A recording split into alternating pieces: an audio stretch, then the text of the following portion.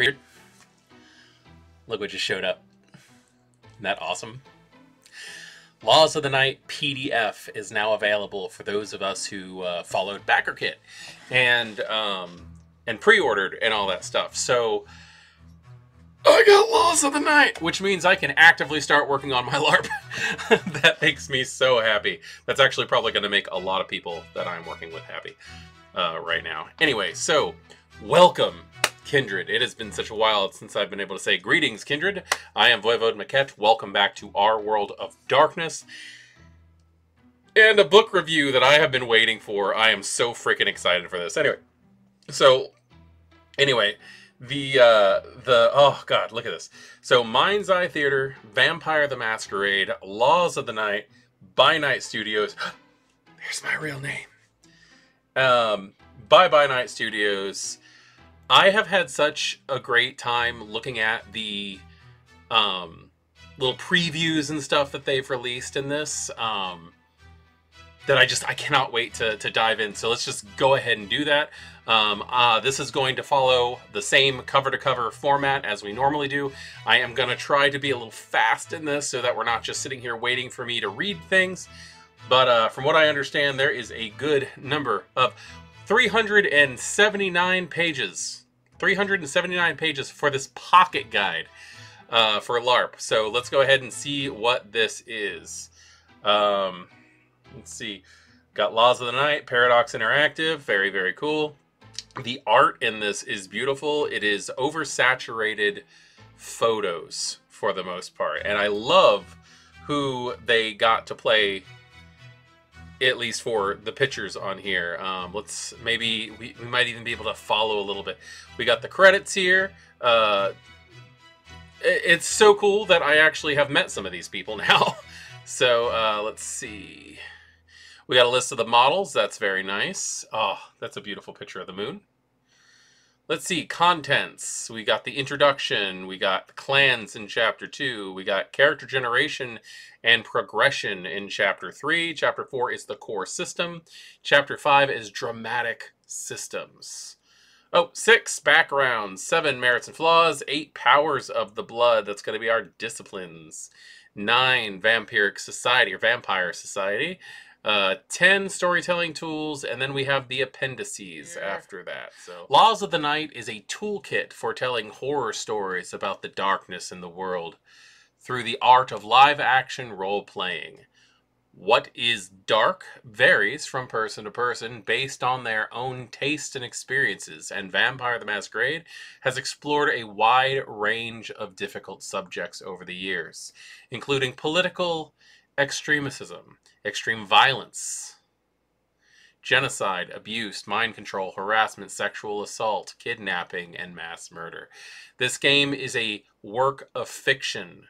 The health and safety of players comes first. While this book can be used to tell horror stories in any form, or in many forms, we, as players and storytellers, need to be considerate and respectful to our fellow players. While we explore these dark themes, we do not always know what other people have experienced, and everyone has different boundaries. Before you play, talk with each other and work as a team to figure out what subjects are off limits for the game and players. Each player has their own history and experiences, and it is entirely up to them if they want to share details or not. No one needs to explain why a subject is off limits, just that it is. Games should strive to be diverse and welcoming, with people of many different backgrounds and life experiences. Players should be respected and uplifted, regardless of gender, race, sexuality, ability, background, boundaries, or faith. Making a game a welcome place also includes making a game accessible to new players. Vampire the Masquerade has a storied history including several editions and many books. However, this game tells stories about what vampires are doing here and now. Enjoy the lore, but never forget that the most important and accessible part of the game for all players is what happens tonight. Your objective in playing this game should be to tell a great story and everyone involved in your troop, full stop. Respecting the boundaries, identities, and needs of your fellow players is the first step at creating a great experience for everyone. Well said. I do love that that's there. One of the things that I love about the 5th edition stories are the fact that they leave room for veils, for lines and veils, where you can have dead stop, do not talk about this does not belong in the story, and also the concept of fade to black. The idea that you can go, oh, this is happening. We all know that it's happening, but we're not going to cover it in a scene. You know, like, oh, I have ways of making you talk. Next scene. And then you just move along and you know things are happening over there. And that can just be handled through mechanics if need be.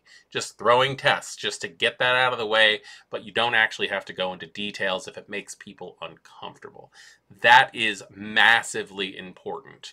People who try to force a story point onto somebody who is not comfortable with it should not be storytelling.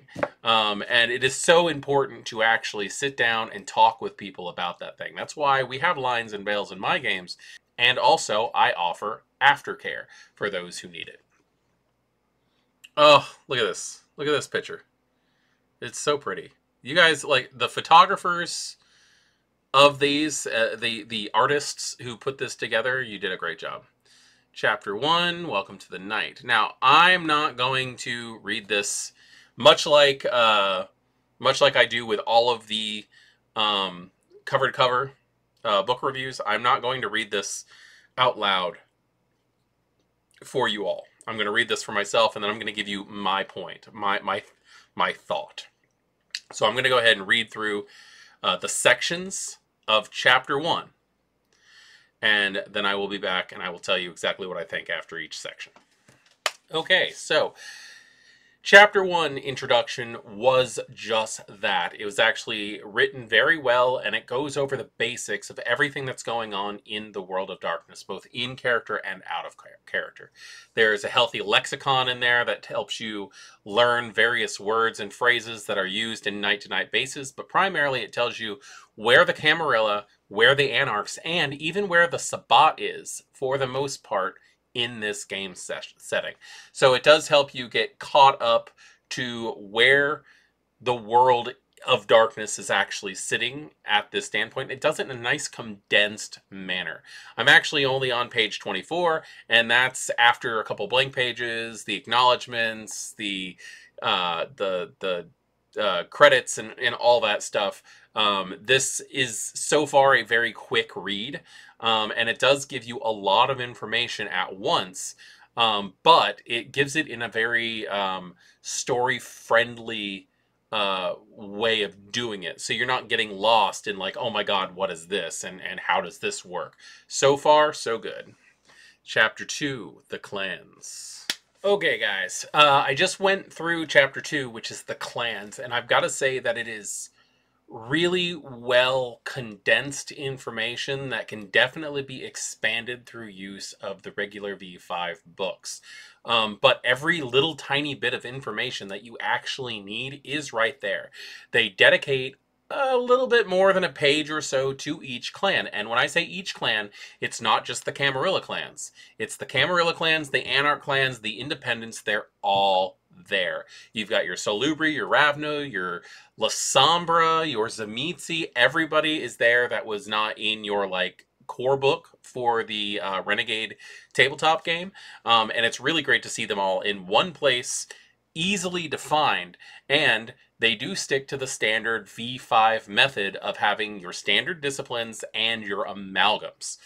That being said, I did find one little issue, but I'm begging you guys, do not give By Night Studios like that big of a headache. This is 379 pages of things that they've had to fix. But I did find a typo on the Zamitzi, and I'll go ahead and I'll go right up to where it was. All right. First off, I gotta say I love the picture that they chose. She's very insular. Like I just want to know what's going on in her head. Great picture. The description that they have for Clan Zamitzi is very very well done. It gives you that like old world sorcerer, the hoarding dragon feel.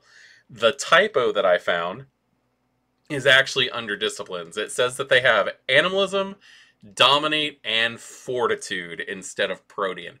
This was obviously a mistake. If you read the description after fortitude, it says Zamitzi pride themselves on being masters of all, including their own bodies. Using protean, they can force their bodies into other shapes commonly associated with vampire myths, such as a bat and a wolf.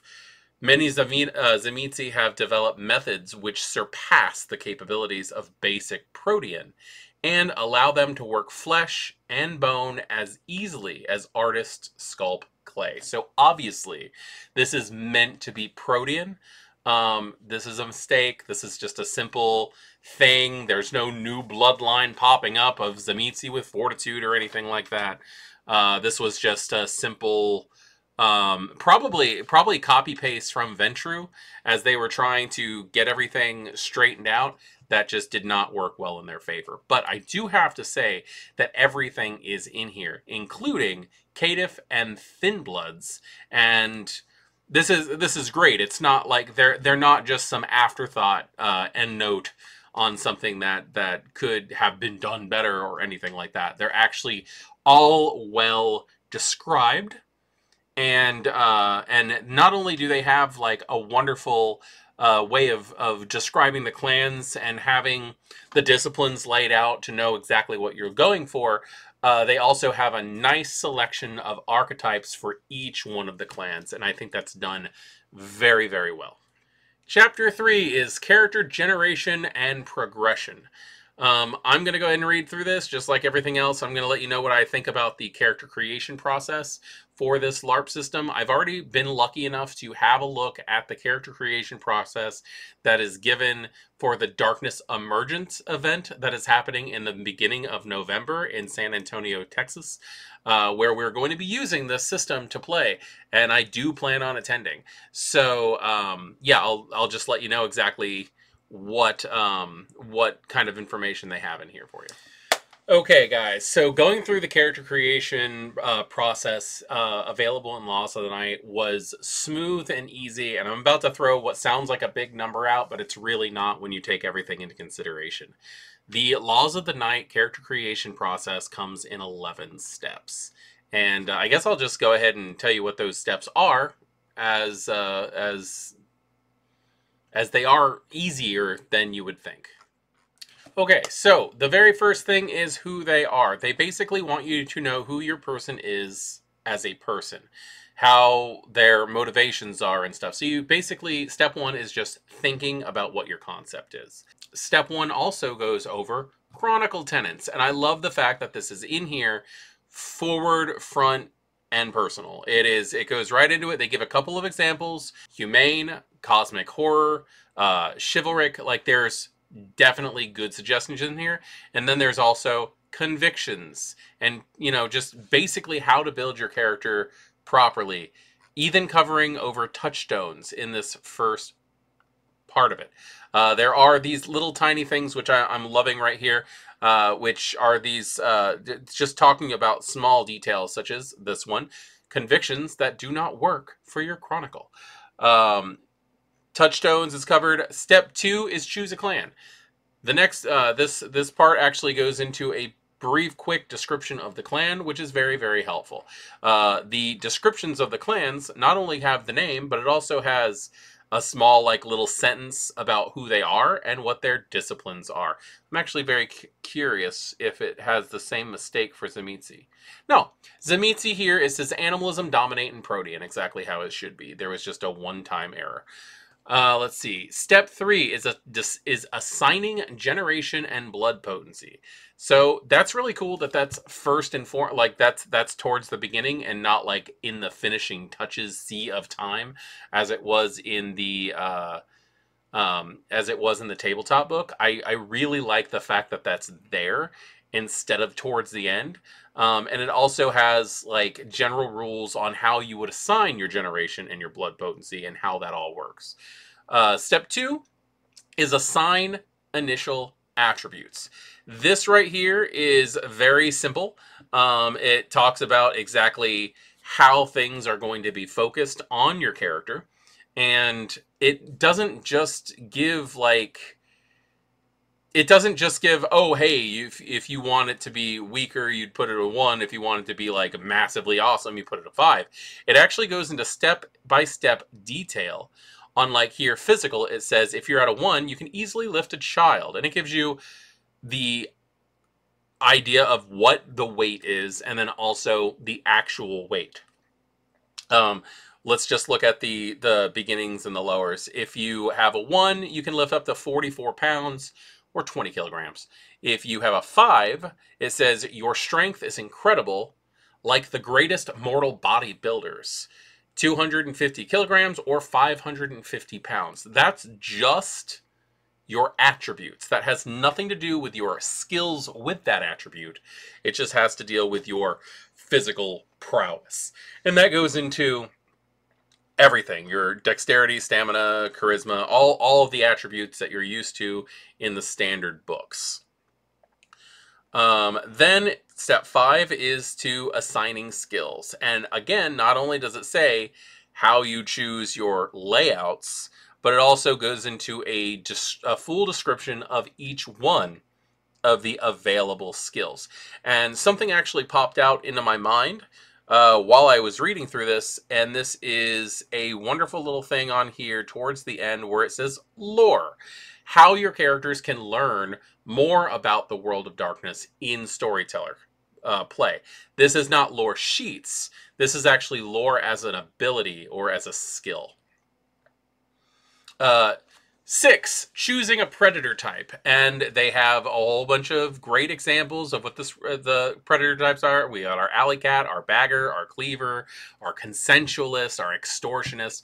So all the really fun ones that were in the other books have made their way over to here, and I'm very happy about that, including like ferryman and grave robber and hitcher. Like, these are all really fun. I think hitcher actually might be specifically to Laws of the Night. Let's go ahead and take a look at this. Almost 1.5 billion people traveled at some point last year. That's basically 1 out of every 5 people in the world. Almost 70 million vehicles break down every year. That is 1 in every 3 drivers. While everyone else in the city is trying to find their feeding niche. The world is your oyster, and you almost never have to worry about being recognized because you try not to feed from locals. You stick to rest stops, late night roadside diners, and solo travelers. And travelers most likely never to be found if they go missing. I like this because this is Roadside Killer, which was my favorite predator type that they took out of the books.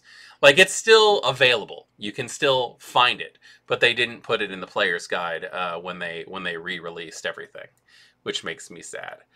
Let's see. Step 7 is starting backgrounds and lore sheets. So this gets into what your backgrounds and stuff are going to be, including your lore sheets.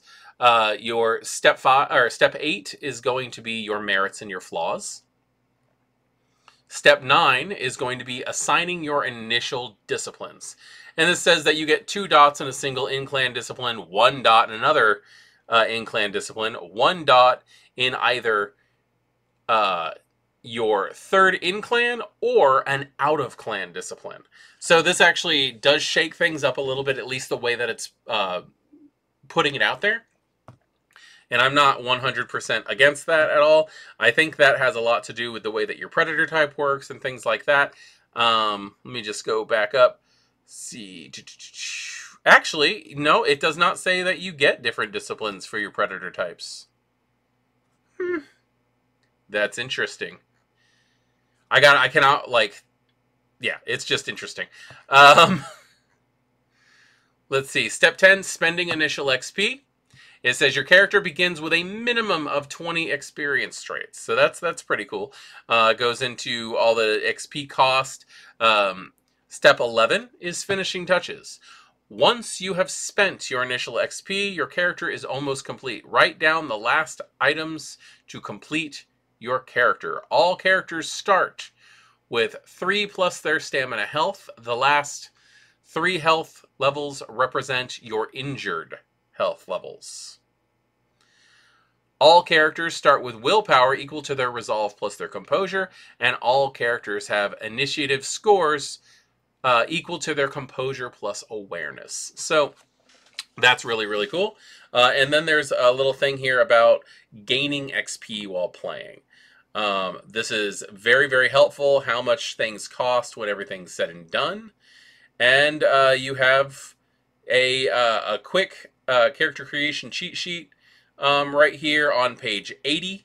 It's put together well. It's also, I want to point this out here too, it's written well and readable at the same time. And what I mean by that is not only can you understand it while you're reading it, it's also not like a horrible color print on a horrible colored background.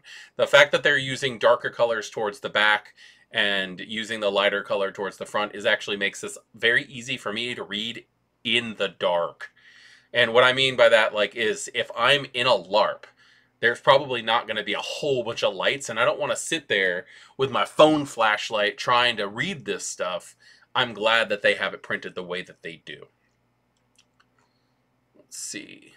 Chapter 4 is the core systems. So let me get on this. The core systems are incredibly simple, and I cannot tell you how much of a giddiness I got when I was reading the rules on rock, paper, scissors. Most of you know that I got my start in LARP. In 2003, I started playing in a game in downtown Fort Myers called Souls Who Brave the Darkness, which is hosted by my sometimes player Cole. I had such a great time, and there were so many people, and I mean so many people, because there were multiple games that were all playing under one heading. There was Vampire, Werewolf, Fae, Shifter, Changeling, Hunter. It was ridiculously large, a lot of people. And we played using the rock, paper, scissors system found in the old Laws of the Night book. And this brings that back, but also avoids some of the things that there were issues with before. This is a lot more cleaned up. I've actually decided that I'm going to go ahead and read off the example combat in this book, which is located on page 96 or page 108 on the PDF itself. Example combat. Kelly, an anarch investigator, is looking into suspected weight activity in a warehouse. Breaking in quietly, she descends a flight of dingy stairs and finds a degenerated vampire, Jody. I'm sorry. The first Malkavian I ever played, his sire's name was Jody, and this just made me very happy when I saw it. It just made me think of that. Jody hunched over a mortal body, enraged at the interruption of her feeding. The creature attacks the anarch. The storyteller takes down the initiative score, which is composure plus awareness of each involved character. Kelly, the anarch, and Jody, the Sabbat, both having an initiative score of 6. So they compare wits. Kelly has a wits of 3. Jody has a wits of 2, meaning that Kelly goes first. So there's our first thing that we can notice. The initiative, who goes first in a combat, is settled by your composure plus your awareness. That makes a lot of sense, because composure is how calm you keep yourself. Awareness is how much you notice. So your ability to keep calm in a situation and to be aware of what's going on is going to be the thing that denotes when you go. If there's a tie, your wits are what breaks that tie, and I like that very, very much. The storyteller begins to count down the order. Kelly's turn 1. Using her standard action, Kelly ticks off a rouse check and uses Dread Gaze against Jody. Both throw rock. Kelly has a test pool of 6, charisma of 4, and intimidation of 2. Jody has a test pool of 7, wits of 2, but resolve of 5. The test fails. Kelly then uses her simple action to back up 3 steps. She concludes her turn. So this allows you 2 actions, a major action and a simple action. I like the fact that you have basically a chance to react to what happens in your own turn. Jody's turn 1. Jody ticks off a rouse check to activate Blink Celerity 3. He uses his simple action to move 3 steps plus 4 more steps for the effect of Blink. He attempts to grapple Kelly using his strength of 4 and brawl of 3 for a pool of 7. Kelly tries to dodge using dexterity of 3 plus athletics of 2 for a pool of 5. Jody throws rock. Kelly throws paper. The attack misses. Rouse check turn 1. Both characters throw a mass test with the storyteller for their rouses in turn 1. The storyteller throws paper. Kelly throws rock and gains 1 hunger. Jody throws scissors and gains no hunger.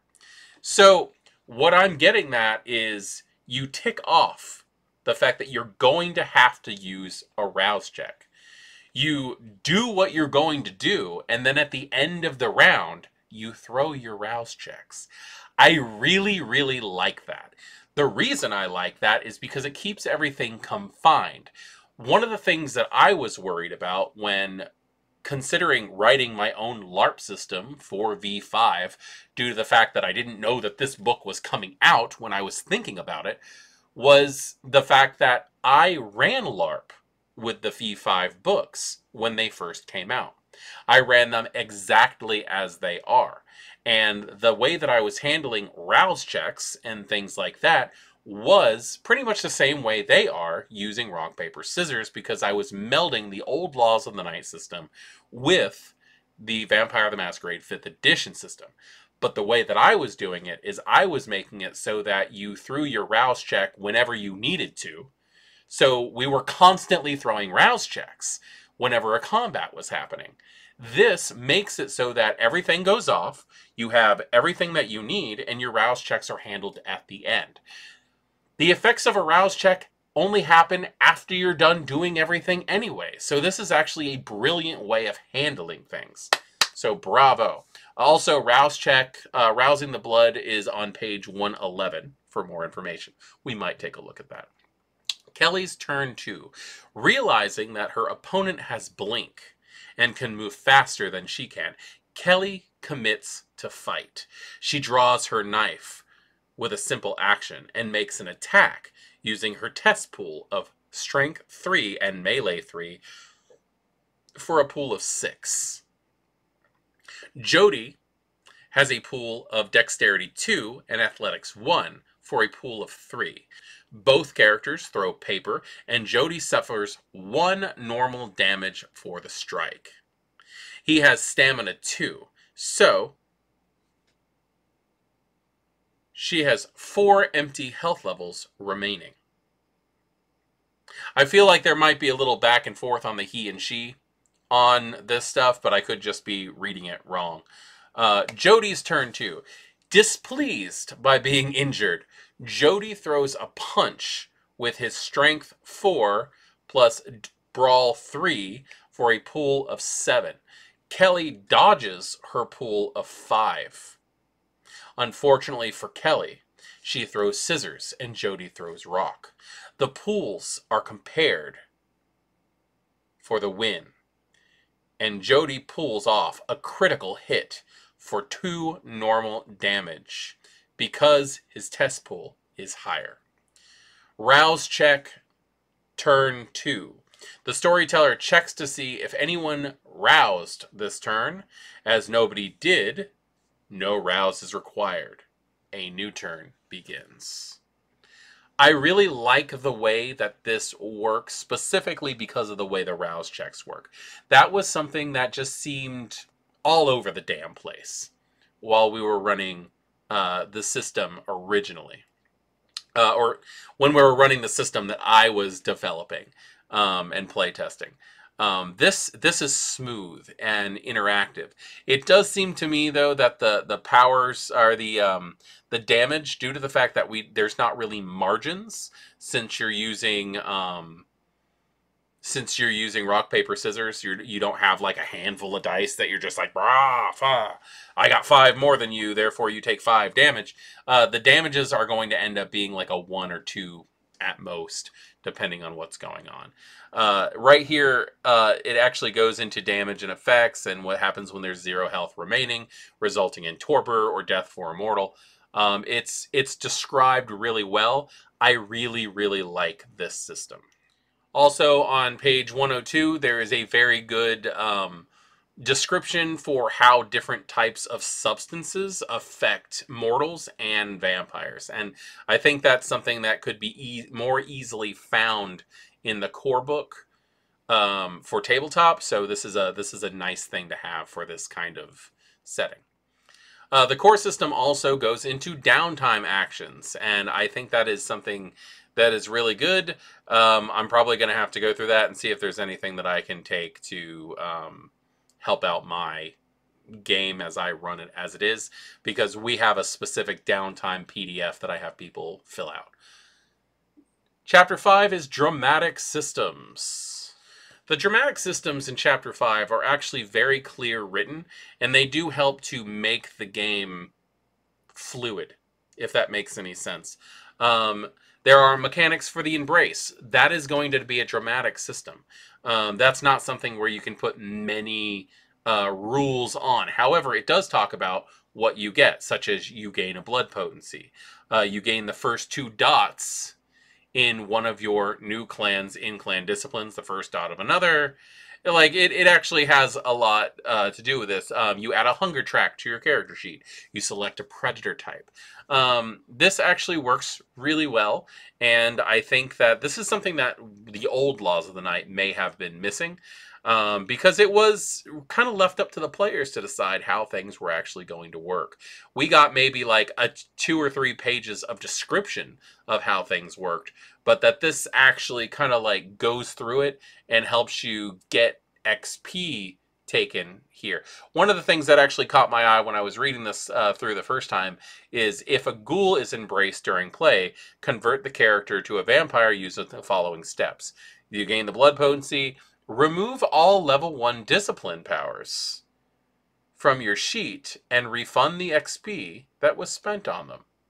That's pretty interesting. I always considered the fact that if you were a ghoul, you kind of just kept the stuff when you were brought in. But in this system probably keep things from getting too crazy. They went ahead and had that marked down there. I like it. I think that's pretty cool. This is also where we're going to find our hunger sets. This is very cool, and this was also something that I had an issue with when using my system. This is also something that I had an issue with when I was developing my system. It says here that a vampire's hunger is a never-ending drive to feed on human blood, the most primal desire of vampire's inner beast. When hunger is slated by periodically feeding on humans, animals, or bagged blood, a vampire can avoid her beast, driving her to a hunger frenzy, just as she can avoid fear frenzy by avoiding fire. The vampire's hunger increases the more she rouses the blood to mend her wounds or fuel her disciplines, etc. In a live-action setting, hunger is tracked from 0 to 5 on your character sheet. Each time your character hunger increases or decreases, make or remove a check mark in the appropriate box on the hunger track. The hunger levels has a variety of effects on your character. The effect listed below are cumulative. For example, at Hunger 4, you are subjected to bestial failures and messy criticals. So the way that they handled bestial failures and messy criticals was having it attached to your hunger track. That actually makes a lot of sense considering the fact that it is your beast taking over. This was another part of the game that I was just like, how do you handle that on a rock, paper, scissors system instead of having like a handful of dice? So it's nice to see that they do have a nice, smooth way of handling things, and how you have to deal with the beast itself coming to play in a game like Vampire the Masquerade that does not have the confines of a large dice pool. In this section, we also have compulsions, which is great because there are different types of compulsions. I have noticed that a few storytellers that I've spoken to have decided to just ignore some of the way compulsions work. I tend to use them on a situation-by-situation basis. But here we have hunger compulsions, dominance, harm, paranoia, and clan compulsions. I really, really enjoy clan compulsions, and I do tend to use them more often than the others. But if somebody is very, very hungry, I'll go ahead and do that. If somebody is being followed, paranoia comes up. I like the fact that this is worked into the LARP. This is something that could have very easily been glossed over, and I think that it's massively great that they didn't do that. Rousing the blood and slaking hunger is on here. I'm going to go ahead and read the rousing the blood examples, just so you guys have an idea of how this stuff actually works. Anton has 3 rouse checks ticked, marked, recorded. And Byron and Josie have 2 rouse checks, tick marks, recorded. The storyteller performs a mass test with Anton, Byron, and Josie twice, and then performs 1 rouse check with Anton for his 3rd tick mark. So in other words, you are going to have to throw rouse checks that you do every turn in between actions. And that makes absolutely a lot of sense, because you could heal, you could activate a discipline, you could rouse the blood to give yourself an extra attribute. You might actually end up losing multiple blood per turn in rouse checks, and it makes a lot of sense with the way they have here. Second example, Angel is involved in a combat scenario. They are at a hunger 3. They rouse 4 times in a turn. Unfortunately, they fail the first 3 of their rouse checks, causing their hunger to exceed 5. They immediately fall to frenzy without a test. The remaining 4th rouse check can be ignored for this turn. So if you fall to the beast, you don't have to continuously rouse because you're already out. There's no point in doing that because the beast has already taken over. And I think that's explained very well here. They talk about the slaking, feeding from animals, feeding from bagged blood, feeding from mortals. This is actually something that I'm glad that isn't just like, yeah, vampires eat humans. There's actually thoughts on here. Also killing a mortal while feeding. There's a lot of different things here. What happens when you feed from a vampire? And I bet you, yep, you got hunting, you got the generation rules, exactly how this works. You can actually see how this is. I like this. This is well put out there. You have a range going from 16th generation to 9th generation. It's put out very well. They've got a section on here about vampire age and common generations. It goes into a little bit of the vampire lore, also in the dramatic systems, talking about Cain, the antediluvians, and the way the generation scale actually happens for the lore itself. It's very well written, and it's also...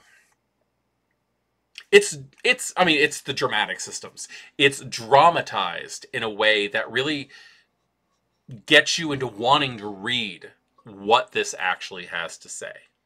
This goes into gifts of the blood also, which are the blush of life, blush surges, how to mend damage, and how to use your discipline defense bonus, which is something that most people I have seen in my games completely forget that they have. That they have ways of defending and also bonuses for disciplines that are listed on the very last page of the player's guide for the tabletop game.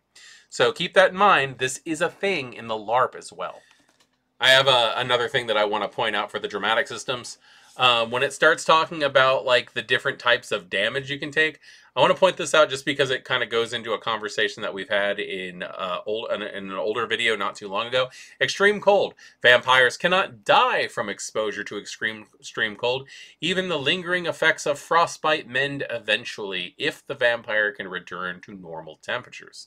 After an hour of exposure to sub-zero temperatures, a vampire cannot rouse the blood. After 2 hours of exposure to sub-zero temperature, she must make a test of her stamina plus resolve, difficulty of 4, to keep moving. Each consecutive hour she remains exposed to sub-zero temperatures, she must test again, increasing the difficulty by 1. If at any point she fails, she cannot move, frozen solid, and enters torpor.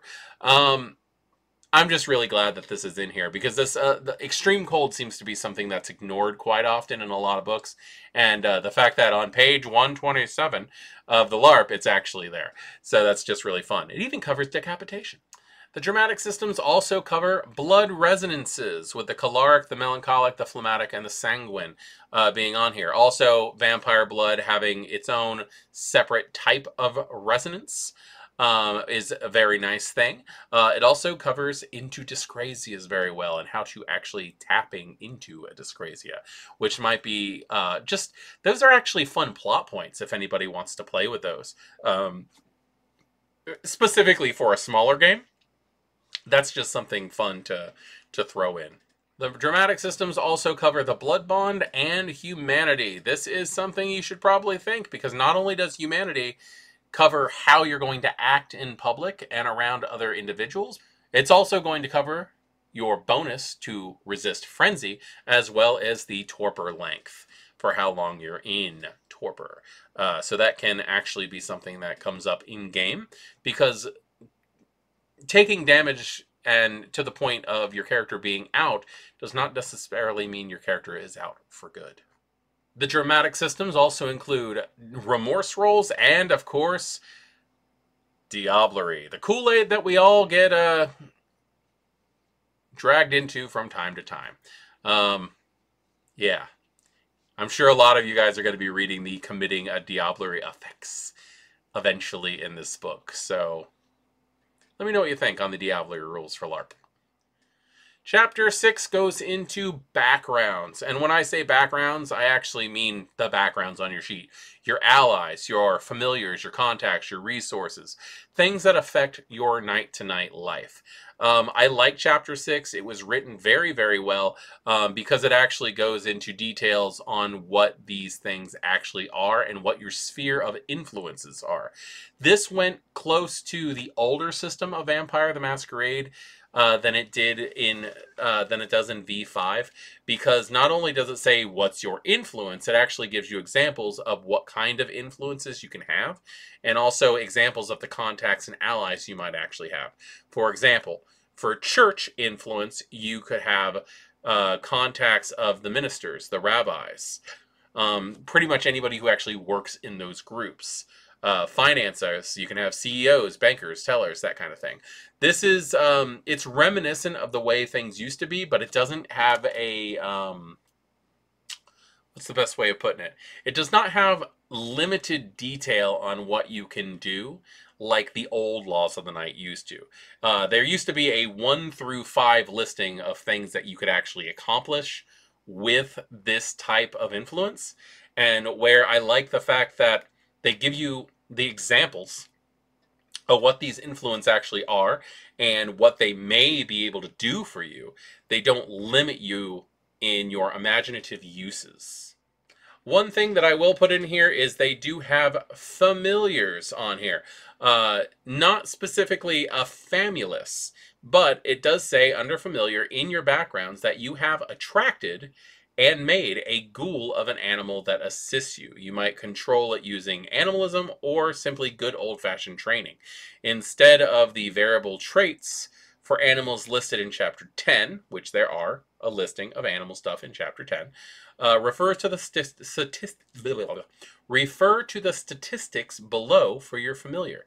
And they do have a 1 through 3 listing on here.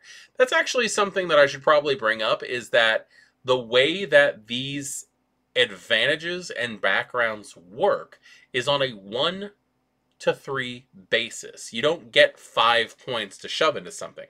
Now, the one thing that I really love about this is because they have a 1 through 3 level, but they also have advantages and disadvantages connected to your backgrounds. That is something I really, really love. And it goes into fleshing them out in a simplistic way that will add to your personal story. And working with your storyteller to create something like a fleshed out contact, so that that person is now an NPC, which could fit on your relationship map if you're going to have one. In a LARP setting like this, you could have a full-on murder board built up with a big cork board with the red strings and pictures and everything on there, which having fleshed out characters really does help. This section of the book also goes over lore sheets and how they work. I very, very much love the way they do that, and that is something that I want to point out here. The first lore sheet they have listed on page 160 is the Anarch Revolt. Here's something that's going to catch people's eye. 1, 2, 3.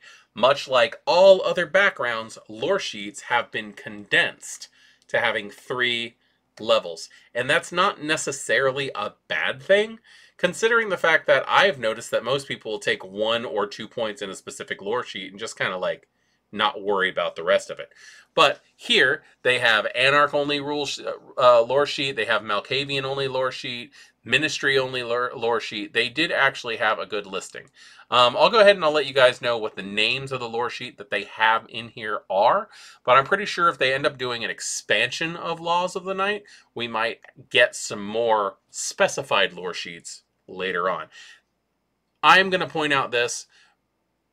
I am just saying that. I don't know if they plan on doing an expansion, but like seriously, with everything that's in here, I really don't see why they wouldn't. So, let's see. We have the Anarch Revolt, which is Anarch only. We've got the Cobweb, which is Malkavian only. The Church of Set, which is Ministry only. The Circulatory System made its way into here. That's very cool. The Convention of Thorns lore sheet has worked its way in here. Descendants of Hardestat, Venture only, obviously. Descendants of Helena, Toreador only. The Descendants of Karl Schreck, Tremere only. Descendants of Montano, Lasombra only. We got Descendants of Tyler for the Bruja. Descendants of Vasantessina for the Malkavians.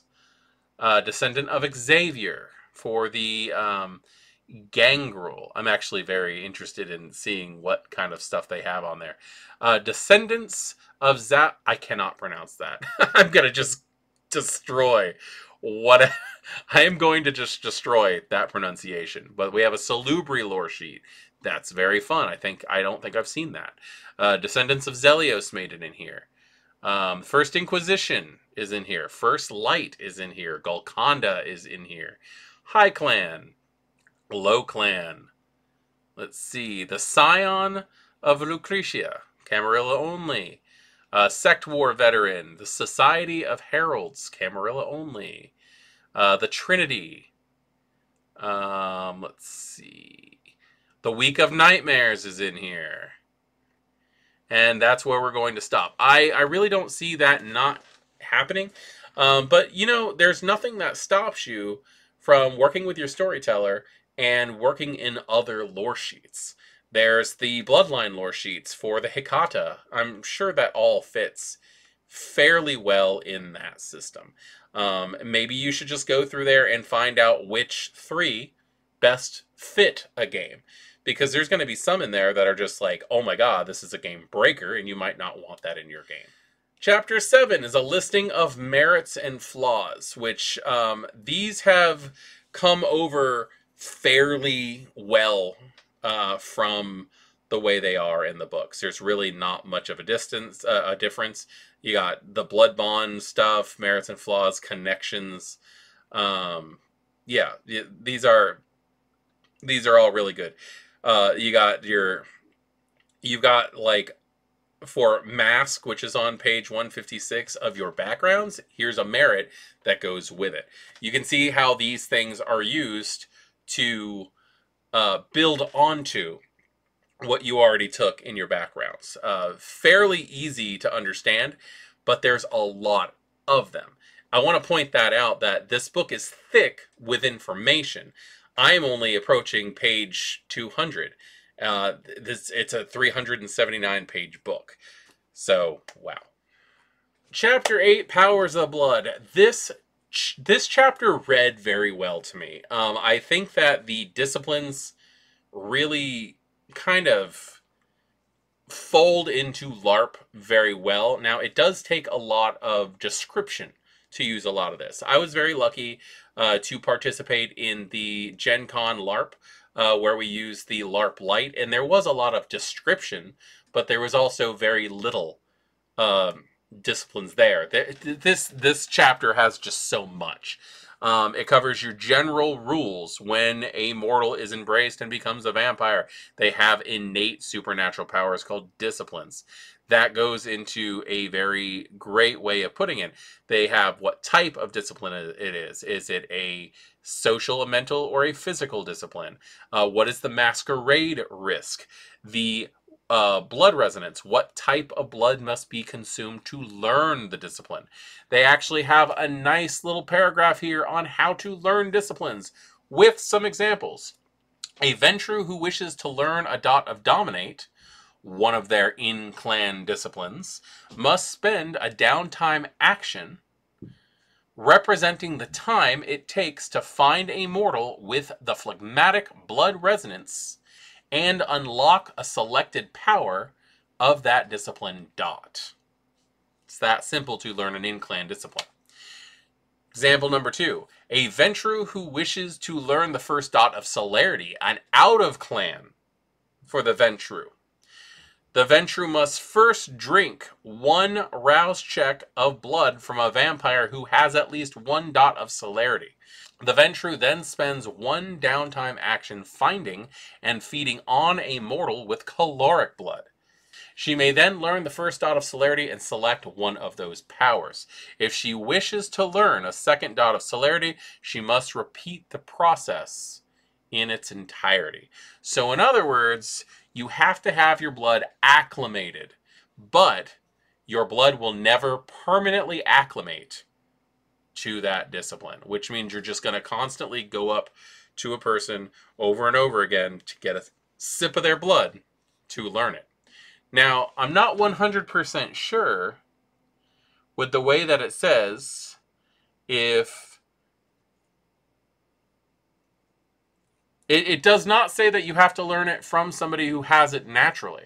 So if you're a Ventru who wants celerity, as in the example, and you feed off another Ventru who has celerity, then that should still acclimate your blood, but you have to re-up whenever you go out to learn. Selecting powers, how amalgams work. Templeton has chosen to purchase his 3rd dot of animalism. He already possesses 2 dots of the Offuscate discipline. Templeton chooses to select the Unliving Hive power as his level 3 animalism power. So in other words, there are on here. Any amalgam can be purchased by any clan unless otherwise stated.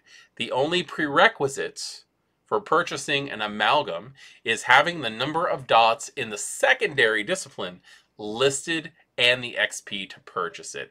That slightly makes me want to cry. Only because of the whole thing where, like, if a gangrel gets a hold of Dominate, he should be able to learn Vicissitude. Or, like, if you stop and think about it, like, it really is like who can get what. If a Ventru has Auspex and Offuscate, does that mean they can learn Demontation? Things like that.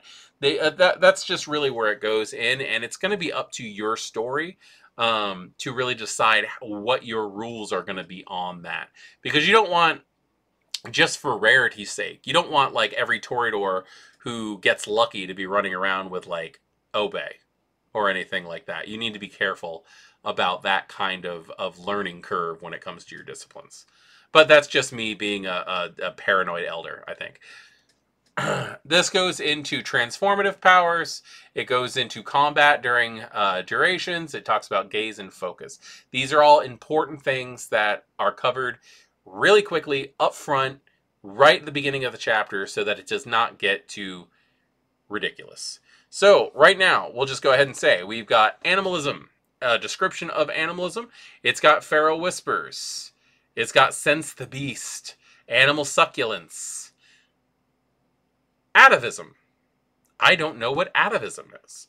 This is a power that I've never seen before. With this power, you can make an animal run from you, fight for you, or otherwise give you aid.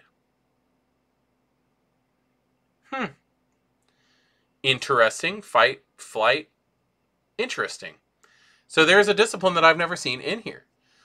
Enhance the wild ride. Level 3 animalism. There are disciplines in here that are not in the other books. Probably because some of the tabletop disciplines are kind of hard to bring into this kind of setting. But it does make a lot of sense when you stop and think about it. See, control the savage beast. Animal dominion, drawing out the beast. Auspex here. We've got heightened senses and sense the unseen. I actually have, this is my rant about Auspex. I don't think sense the unseen should be a standard Auspex. I'm fine with it being a level 1, but I really feel like it should be Auspex and Oblivion amalgam. I think that you should have the first level of Oblivion to have sense the unseen. Primarily because it seems like a power that would be designated to the Hecata, to the Hecata. Because, like, sense the unseen. This power lets you use otherworldly space to sense truths that would be hidden from most. Your mind cannot be fooled so easily. That, like, see, being able to see wraiths and things like that, I feel like I've seen a lot of games where, like, the vampires, like, don't even believe in ghosts until they're confronted with something like that. And this kind of thing just makes it so that, like, anybody can take it. And it's made so that anybody can take it. Anyway, I'm done with my rant on this for right now. Anyway, Panacea, we've got, this is one of the amalgams that are from the Salubri. This is, I think it's comprehensive. I think it's actually written out very well, and I like the fact that there's not like pages upon pages of description, but there is enough there to get you going. Like, here's a small paragraph that talks about how blood sorcery works. It's really done well. And it gives you examples of how things work. You've got your blood sorcery here. And it talks about how you can do different things. Theft of Vitae is on here. Let's see. With this power, you can control the blood flow from another to yourself, inflicting the kiss from a distance, and directing the blood as an arc through the air directly to you. That is very cool. I've always loved Theft of Vitae. I've always thought that was fun. Let's see. Celerity's got Cat's Grace, Fleetness, like this, Blink. Like, these are all really done. Nimble Departure. With this power, you have managed to hone your speed and precision enough that you can leave a group without telegraphing your movements beforehand. Interesting. This is really cool. Zephyr. This power lets you move as quickly and effortlessly as the wind itself. Bullet Storm. Wow. Okay, so yeah, there's a lot of really fun disciplines in here. A lot of them are carries over from the book, but they're not all in books that you're going to find. Some of these are going to be from Laws of the Night and Laws of the Night only to start with.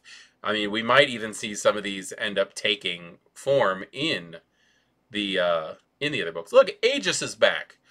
You have taught your blood to spring to life at will, fortifying your skin and lessening the damage of impacts. This is awesome. I like the fact that some of these things are just, it's kind of nice to see because they've brought back like descriptions and words and just whole disciplines from earlier editions that I started with. So this is kind of like a walk down memory lane, and I cannot wait to hold this book in my hands, and I'm going to fight myself with every fiber of my being not to print this out. Because I have such a bad habit of printing them out and having a copy of the book in a binder somewhere. And the real copy, the physical copy, will be out soon. I do not need to waste that much paper. That is something that I keep telling myself that. Okay, we got Oblivion, Shadow Cloak, Oblivion Sights, Arms of Aramane, Shadowcast. I know what I'm looking for. Like, I really wanted to... I looked at a lot of these disciplines already, but truthfully, what I want is Protean. I want to see my babies in LARP form again. I have a little bit of a... I have a problem. Here we go. Protean. Eyes of the Beast. Weight of the Feather. Feral Weapons. Earth Meld. Vicissitude. Vicissitude is on here. I'm very happy to say on page 265 we have Vicissitude. After Vicissitude we have Flesh Crafting, where everything that can be done on yourself can be done to other people. We also have Unfettered Heart, which is where your heart just kind of like jellifies around all inside your body, which is pretty cool. We have Metamorphosis, which is being able to change. We have Abrupt Internment. You can use the earth to meld other things into the earth, either to store or simply stop them from moving. You can use Earth Meld on a target. That's fun. Horrid Form. Yes. Heart of Darkness. They brought Heart of Darkness back. This was a ritual. Okay. Heart of Darkness was originally a level 5 Serpentis power in the older systems. Then they brought it to being a ritual that is only able to be used by the Setites who are in the Church of Set. But here, it's a Fortitude Amalgam. So this seems like something that the Gangrel would have access to. That's interesting. We have Mist Form. We got Mist Form. We got Shape Mastery. Social creatures instinctively avoid aggressive posturing in the presence of more dominant leaders. You have learned the ability to enforce this respect, forcing others to revert to their natural form. Shape Mastery would be very interesting if someone came at you in horrid form, and then this makes them revert back to their normal form. You actually could be able to use this against werewolves as well, making them take their natural form if they ever came up to you in horrid form, making them take either Homid or Lupus, depending on what they are. So that's pretty cool. I really like that one. Shape Mastery is a lot of fun, and I like the fact that it's a presence amalgam. You don't really see presence mixed with Protean very much. We have Thin Blood Alchemy, and a nice way of running it, by the way. When I was going through this, it's got your basics like Far Reach and Haze and things like that. This is a lot of fun. I like how it has Counterfeit Power level 1. which basically lets you copy other disciplines depending on what you're doing. This was done very well. I like the way that Thin Blood Alchemy is actually used, and I think I would be more likely to play a Thin Blood Alchemist in this. After that, though, that's where they put blood sorcery rituals. I thought the order was interesting that they put rituals afterwards. But after all the rituals are done, and you have, most of them are just the same thing that we've seen in the past brought into LARP, which is really nice because I'm a huge fan of the way blood sorcery works in 5th edition. Then you have your ceremonies. So this is your Oblivion ceremonies. One thing that I have noticed, though, if you will take a look on page 292, is they got rid of the prerequisites for ceremonies, which in my game, I have gotten rid of the prerequisites. I don't like them. At first, I had actually just made it so that the Pisanob family didn't have that that limitation because they're known as the ritualists. They're the ones who should know everything without limitations. But like watching my players in Black Sheep go through the headache of, oh, I want this discipline, but I really want this ritual. I really want this discipline, but why would I even take this? Because like I don't want this. I don't want this, but I want that. It was too much. It seemed too limiting. So it's really fun that they got rid of that kind of thing in this. Lots of really good ceremonies, though. I just want to say, out of all the pictures, I really like this one. I don't know why. They just remind me of a couple of friends of mine from my old LARP days. Vampire Society. Chapter 9 goes into how Vampire Society is worked out. How coteries and gangs work and things like that.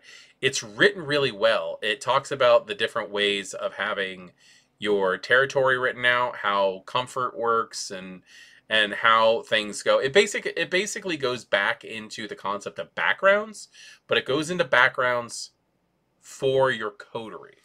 This also goes into status and how status works in the LARP system, which is actually it's a lot more fine point than it is in the other book. Like when I keep saying the other book, when I'm talking about that, I mean like the actual tabletop book.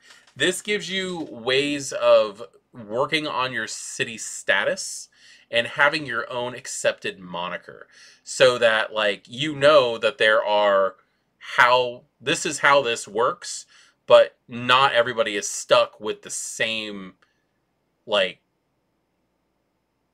you're not stuck with the same, oh, this guy has this much status, therefore he is the honorable. Or this guy has this much kind of status, so he is the feared. You can actually, like, customize it to the individual character, but the system works really well. And I like that. The way that they have it is just really, it's really simple. Let me read you the moniker thing here, actually. It says, when a character gains a new dot of status, they gain a moniker. The moniker is an adjective or a short phrase agreed upon by the players of the character who supported them in gaining the new status. The moniker should reflect the reason why the character was supported. Once the moniker has been decided, the player fills in next to the dot of status and records the new moniker with the names of the characters or players who gave it to them. Example, Mr. Chansey is a neonate trying to earn his way into the city of Seattle. He is a status 1.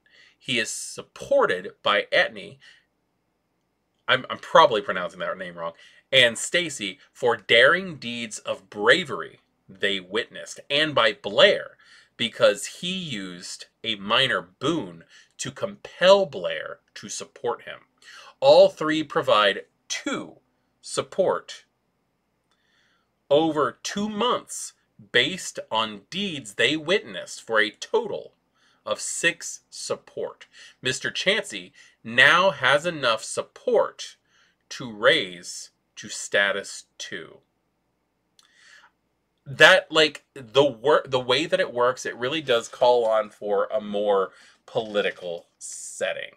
Here's another good example. Anton has gained 3 dots of status and the monikers acknowledged, trustworthy, and honorable.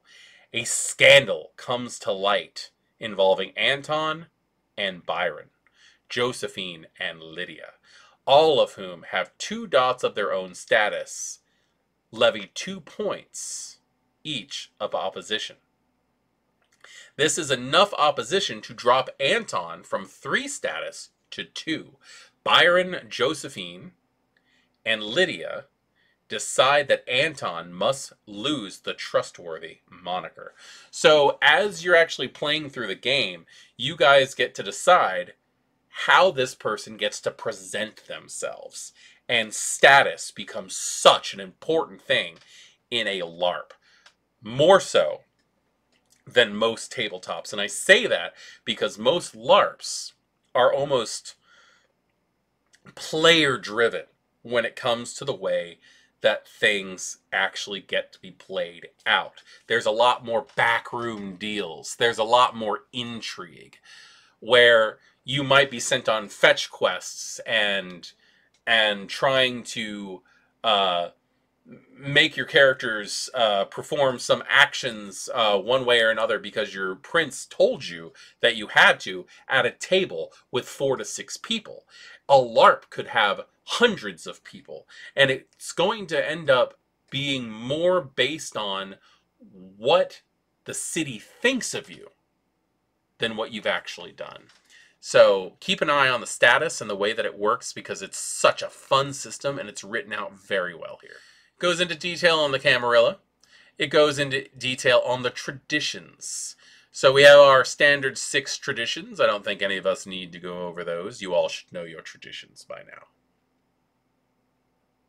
Talks about the Camarilla court and how the authority of the prince works, and what the different stations are, the Primogen Council, what the city's council does. This goes into the Anarch movement as well, how they are organized, how their gangs work. Very good stuff. How things work in the Free States is also a good thing. What positions they hold, what the different authority keepers are. That's actually something that isn't really touched much in Anarch games. They just think full on freedom, when really the way that the Anarchs run is very similar to the way the Camarilla runs. We have the Baron. We have gang leaders, emissaries, sweepers, bookkeepers, preachers. They're actually pretty important. We actually have detail on autarchists, the independents, the clans that don't bow to anyone, such as the Hecata, or the Solubri, or the Ravno. This goes into pre-station and how pre-station works. For those of you who are unfamiliar with the term pre-station, it's basically favors, the currency of the land when it comes to the Vampire the Masquerade, and how boons work. Chapter 10 is Storyteller Tools, which is actually written very well.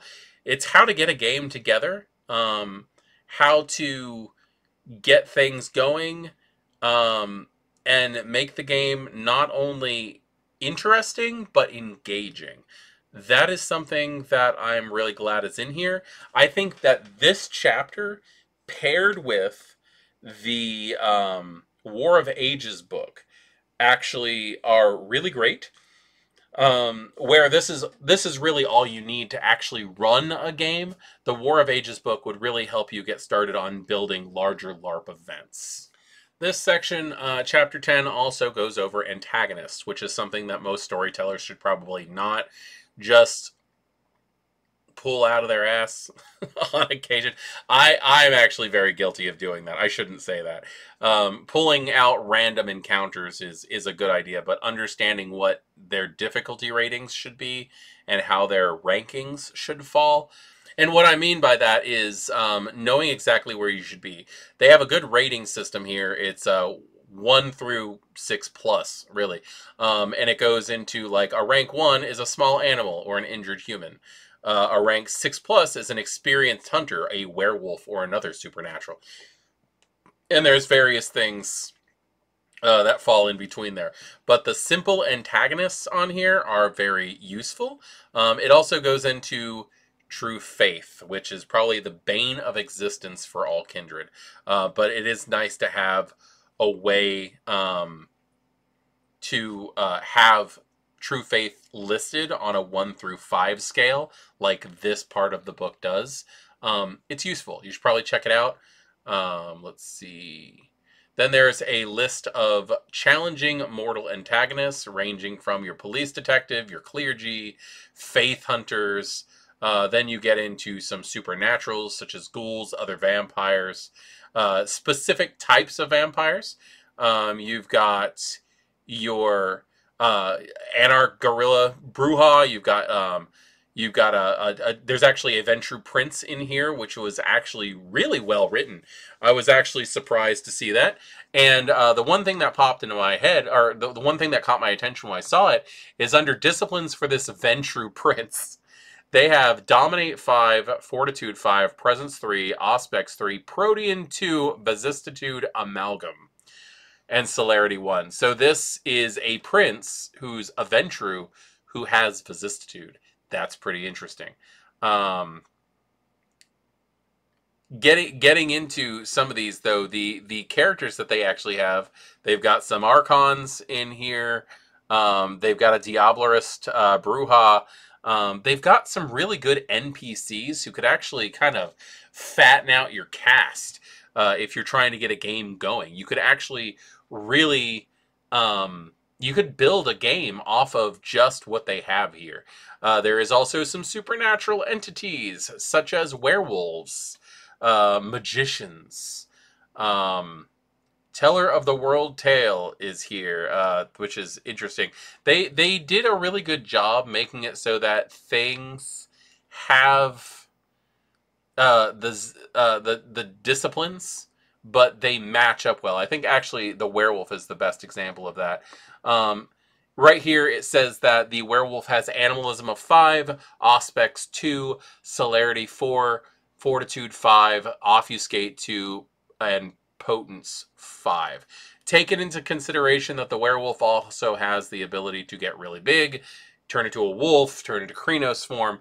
It's written really well. It says here that special, werewolves may spend a simple action to transform into a huge man-wolf hybrid, from which gives 2 additional health levels and converts their brawl attack from normal to aggravated damage.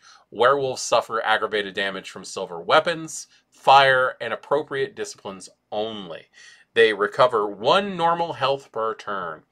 As somebody who is working with the Werewolf the Apocalypse book at the moment, this is actually a really good way of putting it, and it's just written well. It's written well, and this as an antagonist is something that can really spice up your game and scare the hell out of your players. We also have some fairies, and we have a wraith here, which is really nice. And then we come to the appendices, which are our equipment. We can talk about this, but they've got melee weapons, range weapons, the way that they work in the game, and the way that they are useful to help with. This also, they do allow having different types of traits towards a weapon. Is it concealable? Is it destructive? Is it devastating? What is the reach on the weapon? These are all things that you actually have to take in consideration in a LARP. And sometimes, as somebody who's played in a good number of LARPs, tend to get ignored from time to time. So the fact that these are actually here and at the disposal of the storyteller and the game itself, these are things that probably should not be ignored.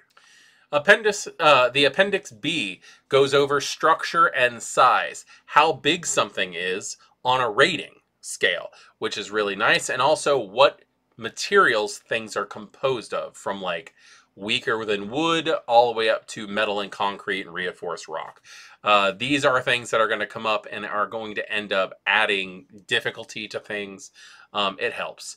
And then we come to the index. All right, so we took a look cover to cover. It's kind of a long video. I can't wait to see how long it is after I edit it down. But we now have the PDF for Vampire the Masquerade, Laws of the Night, the LARP guide for 5th edition. And it's written so damn well. I've met people at By Night Studios, the people who wrote this book, and like, even when I was like getting in on meeting them and like working with them in indie and stuff for the Sanguine Ensemble LARP and stuff like that, I was like, can you tell me anything about Laws of the Night? And they were so tight-lipped on this thing. They basically were like, well, you can look at the, you can look at the samples that we gave out already. So I didn't get any special treatment or anything from this. I had to wait until this came out. And I have to say that this just came out today.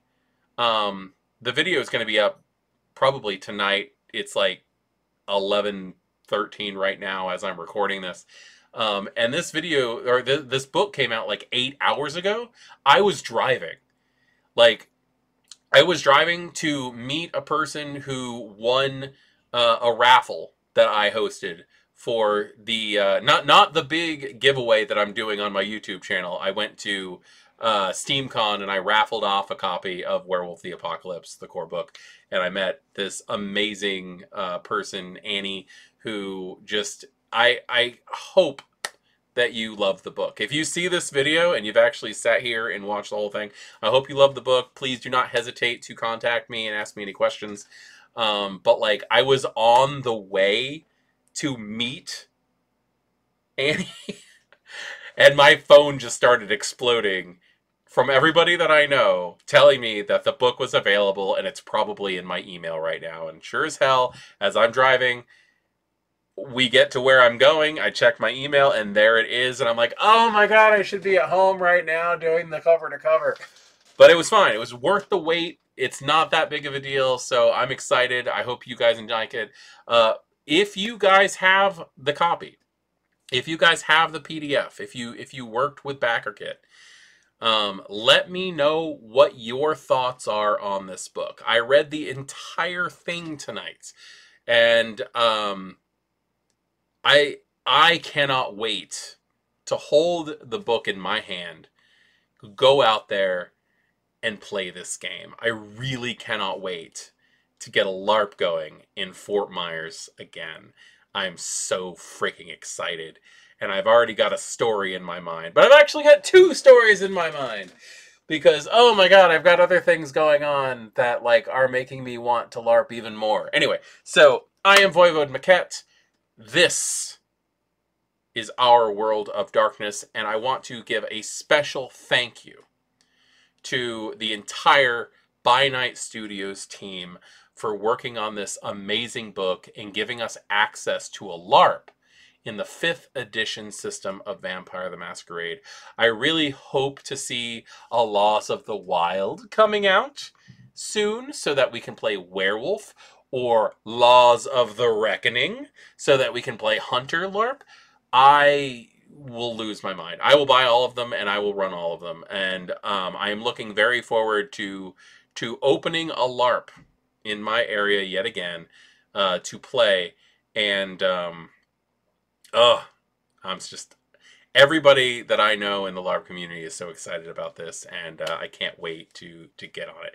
Anyway, I have some editing to do if I'm going to get this thing out tonight. So I will see you all next time in the next video. Thank you very much for joining me. Good evening.